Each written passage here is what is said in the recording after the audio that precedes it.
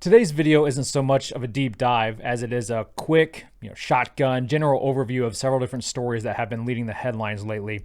And the reason for that is because there's just been so much to talk about. There's so much in the news right now, both good and bad. And it's important that we cover the bad, even though it can get really depressing, because together we need to bring these just terrible stories, these hidden agendas of some nefarious people, expose that, bring it to the light so the general public can see it, talk about it, discuss it, debate what's wrong with it, and correct any issues that need correcting. But it's also important that we share and show good stories from time to time and good news, because it helps motivate us to stay in the fight. So the first story that I just want to bring up briefly really quick is Kyle Rittenhouse. His trial began today with opening arguments. Now, if you remember back to last year, Kyle was a 17-year-old Wisconsin kid that went down to Kenosha, Illinois to protect small businesses during a BLM protest, even though these protests that were happening all summer long were lighting businesses on fire and rioting and looting. So Kyle was down there with his AR-15 to protect small business, but he was also there cleaning up graffiti video shows and being a medic until crap hit the fan and he was being chased around the place by a convicted pedophile, and he ended up shooting 3 of the people that attacked him, 2 of which were killed. All of this allegedly, of course. He's innocent until proven guilty, and his trial's happening right now, as we just said. Now, the judge presiding over this case has come out as a real level-headed, down-to-earth kind of guy. Definitely not put on the bench by George Soros money. And he recently passed the decree that the prosecution could not refer to Kyle's victims, those he allegedly shot, as victims, but the defense attorneys of Kyle could refer to those people as looters and rioters. And I'm going to be keeping an eye on this trial, as I'm sure a lot of you will be. Anybody who's, interested in the news of our day or politics is going to keep an eye on this, because Kyle's defense is self-defense, and me personally, I believe it's 100% self-defense. Some people call him white supremacist. Others are calling him a hero. I call him one hell of a good shot. Another story I want to discuss is from Revolver News and surrounds the January 6th protests. They have done what I believe is one of the best investigative articles I've ever read, surrounding a man who participated on the January 6th attack, known as Ray Epps, an older white gentleman who is a former Marine sergeant that went around from location to location on January 5th and 6th, encouraging people to actually go into the Capitol building. And even Trump supporters who he was trying to convince and corral to go do that were calling him out as, a Fed. So this guy was clearly a provocateur. He was trying to stir up chaos. And yet the FBI seemed to want nothing to do with him. They have arrested and charged over 600 Trump supporters on that day who didn't even go into the Capitol. Some just stood outside of the Capitol building on the lawn or on the stairs, and they've been served. Some of them are still in prison. Here you have a guy, Ray Epps, who was caught on video, on several videos, throughout the day and the day before, encouraging this event to take place, encouraging people to assault the Capitol building and take it over. And that's what's interesting about this. On February 16th of this year, Ray Epps was photograph number 16 on the FBI's wanted list. However, on July 1st, his picture was removed. Seems the FBI wanted nothing to do with him anymore. What happened?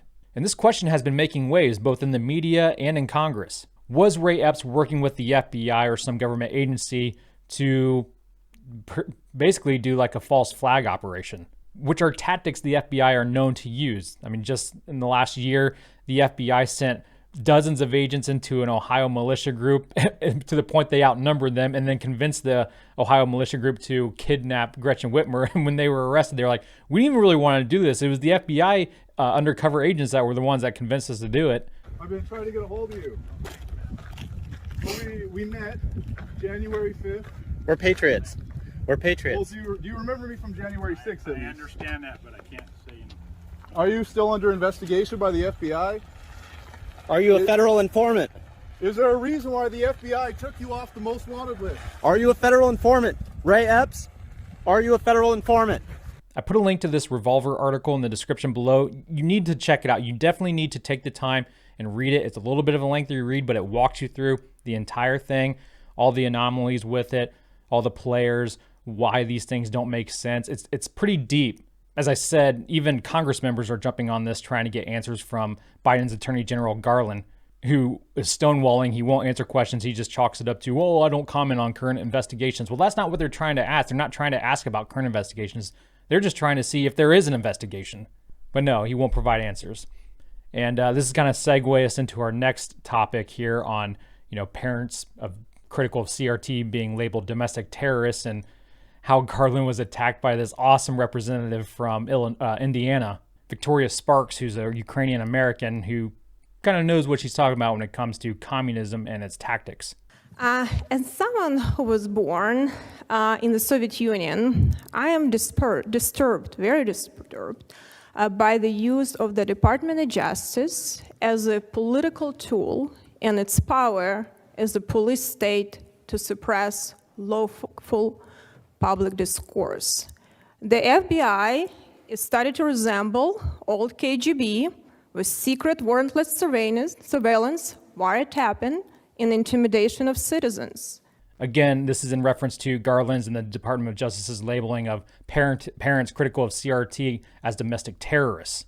Seems to be backfiring on them because, like I've said in previous videos, parents aren't backing down. They're becoming more vocal than they were before. And even some states' school board associations have withdrawn their membership from the National School Board Association, Ohio being one of them. So keep up the good fight, guys. Keep going to your school board meetings and making your voices heard. It's clearly working. The less backpedaling, because they can no longer flat up deny that CRT is being taught in school because everyone knows it is now.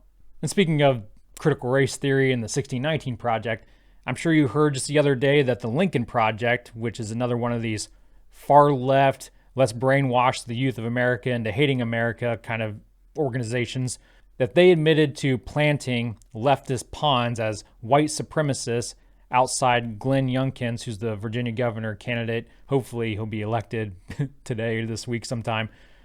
They staged these white supremacists outside of his bus to make him look bad, which is a straight up pure Saul Alinsky tactic in his book, Rules for Radicals. And as you can imagine, it's been backfiring big time on them because most people, even if they're not on the right, even if they're on the left, they like honesty. They hate dishonesty, and there's nothing more dishonest than planting white supremacists, one of them black, that some members of the media on the left never caught on to and thought that they should question. Fun fact, Alinsky's book, Rules for Radicals, was dedicated to Satan, and Hillary Clinton was a huge fan during her college years. In my previous video, we went over the Great Reset and how Biden is purposely trying to destroy America from the inside.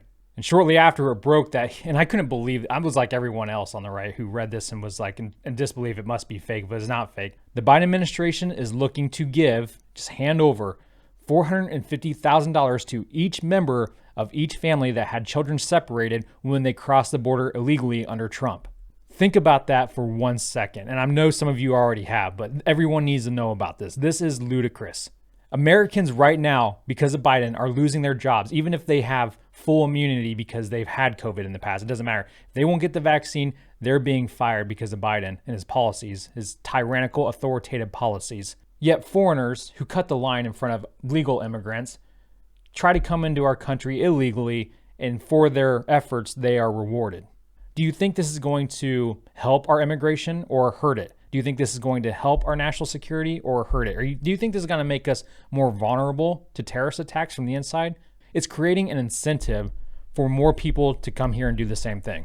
And here's the thing. Those cages that were built to separate children were not built under Trump. It was happening under Obama. Trump stopped it and Biden started doing it again. That's a fact. And if you don't like it, then you don't like reality.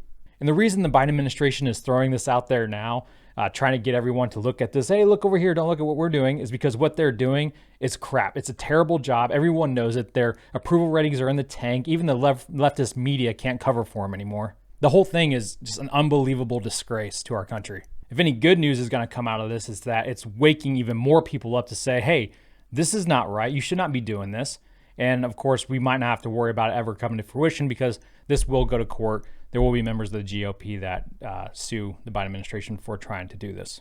All right, our last topic is COVID, and I have to tiptoe around this subject because YouTube is just itching to press that cancel button on this channel. So I'm just going to let this U.S. Army doctor say what she has to say. I saw 5 patients in clinic, 2 of which presented with chest pain days to weeks after vaccination and were subsequently diagnosed with pericarditis and worked up to rule out myocarditis. The third pilot had been vaccinated and felt like he was drunk, chronically fatigued within 24 hours after vaccination. The pilot told me he didn't know what to do, so he drank a lot of coffee to try and, quote, wake himself up, and continued to fly until he realized it wasn't going away. After I reported to my command my concerns that in one morning I had to ground 3 out of 3 pilots due to vaccine injuries, the next day my patients were canceled, my charts were pulled for review, and I was told that I would not be seeing acute patients anymore, just healthy pilots there for their flight physical. And let's follow that up with these experts from the FDA. We're never going to learn about how safe the vaccine is unless we start giving it. That's just the way it goes. So those were just a few topics I wanted to go over with you guys to make sure we're all on the same page and we're all aware of them. If you don't know much about one or two of those, go ahead and do your own research. You can start with that link in the description, that Revolver article. It's really good. Keep up the good fight, you guys. Make sure you vote in your local elections today if you haven't done that yet. And I'll see you in the next one. Until that time, Godspeed.